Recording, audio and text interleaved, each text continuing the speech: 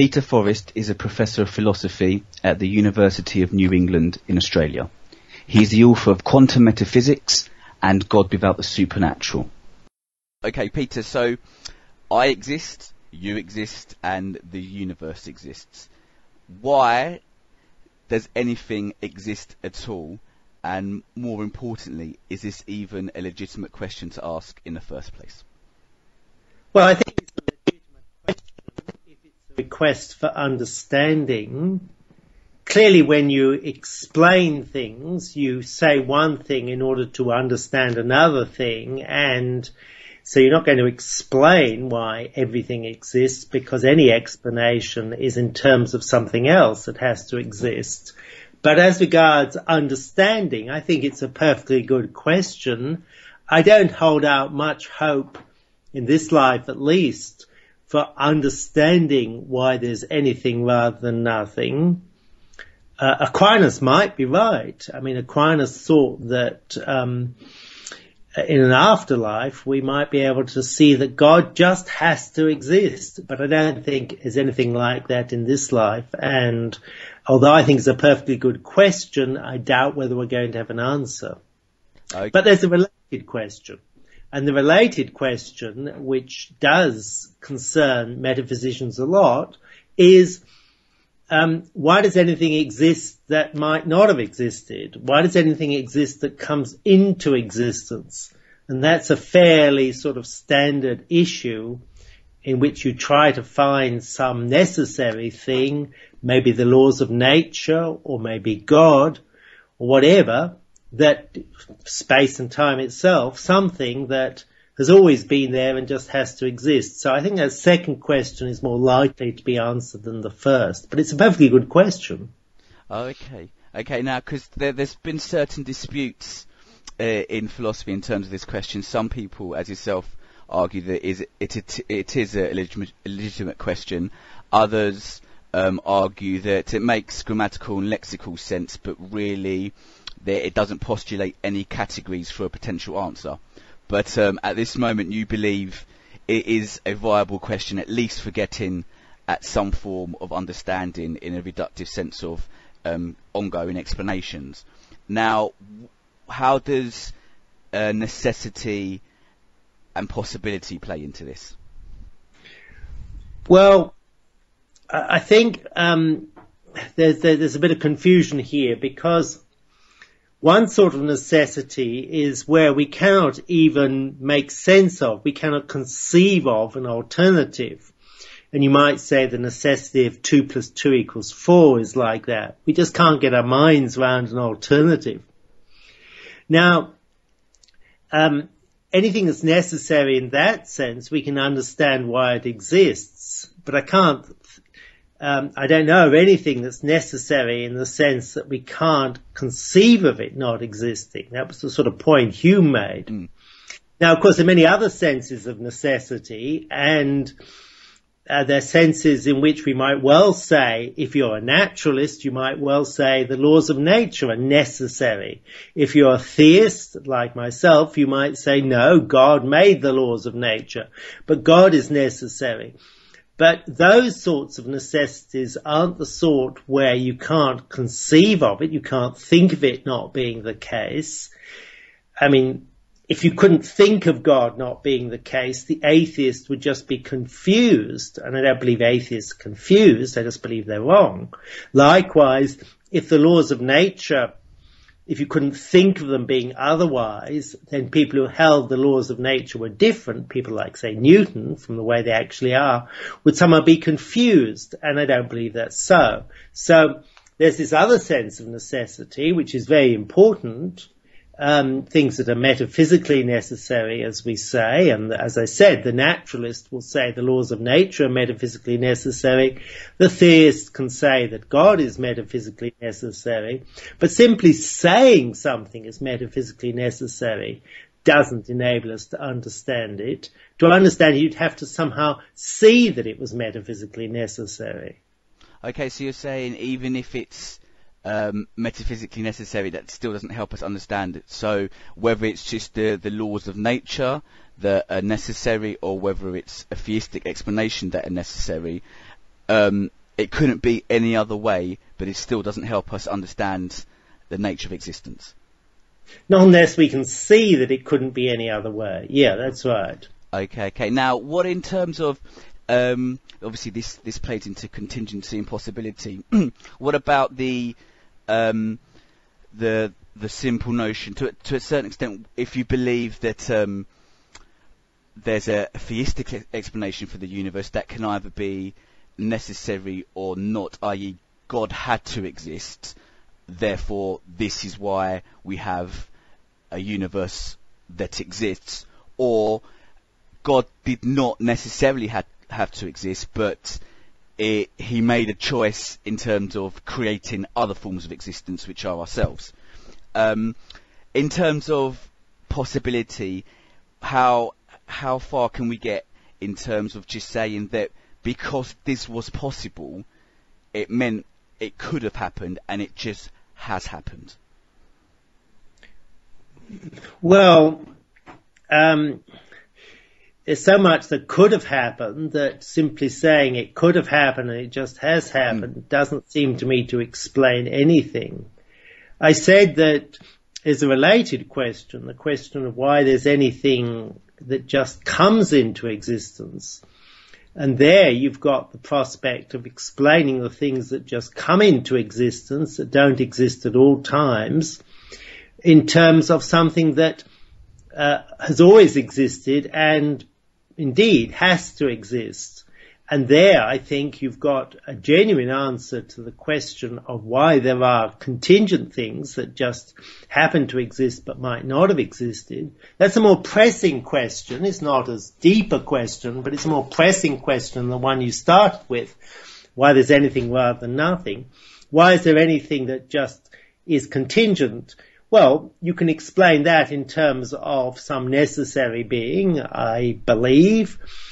And I think if you have suitable rules, they could explain why there is space and time, etc. in the first place. Likewise, if you believe in God as a necessary being, as I do, that can explain why there is the things have to exist. So that more limited question, I think, does involve necessity. Simply saying these things are possible, so they might have existed, doesn't strike me as much of an explanation at all, but there is one in the vicinity. Okay. So, Peter, continue. Yeah, there's one in the vicinity, and it's this. You might say that possible worlds have to exist. Now, that's a contentious issue in metaphysics, but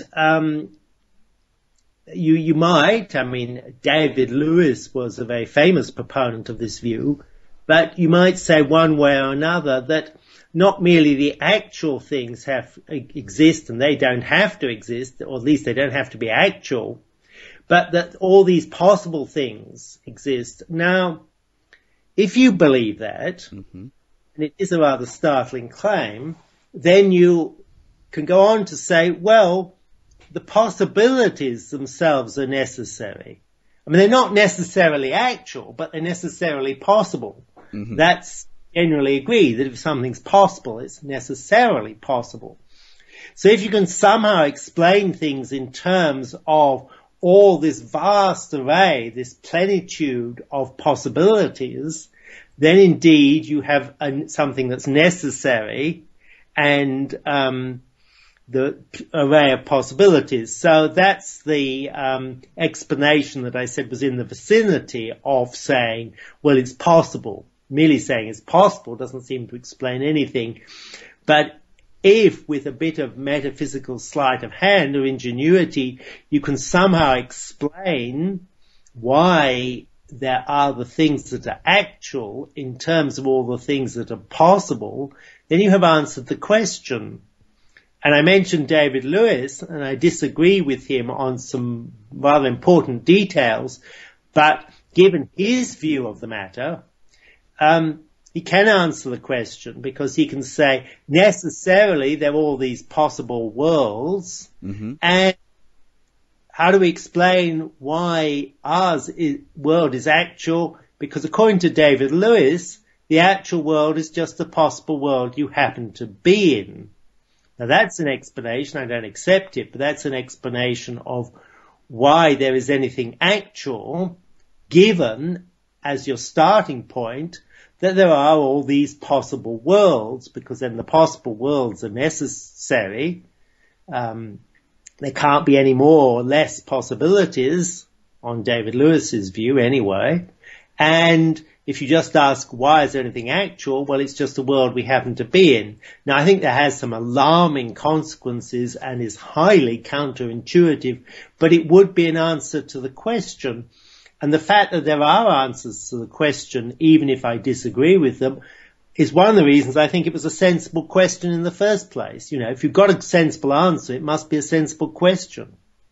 Sure. So even if we're taking necessity and possibility, and we've got a set of actual possibilities that may have occurred, we still may run into the issue that all those actual possibilities may actually turn out to be necessary possibilities. So, for example, if you've got multiverses and we happen to live in one of the multiverses where the laws of nature were possible to be this way, then that's just one in a whole multitude of variations in laws of nature. Yet for this universe that we occupy to be possible, then that has to be a possibility in the first place, which then brings you back to the issue of whether you need necessary possibilities. Well, if you grant there are things that are merely possible, if you grant this, then I don't think it's that controversial to say that considered as possibilities, they are necessary. Of course, what's not necessary is which one is actual. And that's where David Lewis had a clever answer, but one that I don't think can be correct, that the actual is just whichever one we're in. So according to David Lewis, there's a possible world in which there are small g gods, you know, Athene and Zeus and Aphrodite and so on. These are all possible worlds according to David Lewis, and if you were in one of those possible worlds, that world would be actual for you, so there actually would be these small g gods like Zeus and Aphrodite and Athene and so on. Now, I think most of us find that an incredible view. Moreover, some people, including myself, have produced arguments against it. But that's an example where you can see how, if you granted there were all these possible worlds, then they're not necessarily actual, but they're necessarily possible. They have to exist as possible worlds. Yeah, they have to exist in the first place in some form. Possible world. Yeah, sure. Can I just get your take, not to put you on the spot so much here, Peter, but what do you think in your opinion? Obviously, you disagree with aspects of David Lewis's proposal and you find some of them counterintuitive. From your expertise, what do you feel is the best way to approach answering this question, and something that makes more logical sense for you in terms of why there's any form of existence at all? Well, it's difficult, but my speculation, and look, I want to emphasize that metaphysics is speculative. We just come up with hypotheses. It's not really like science.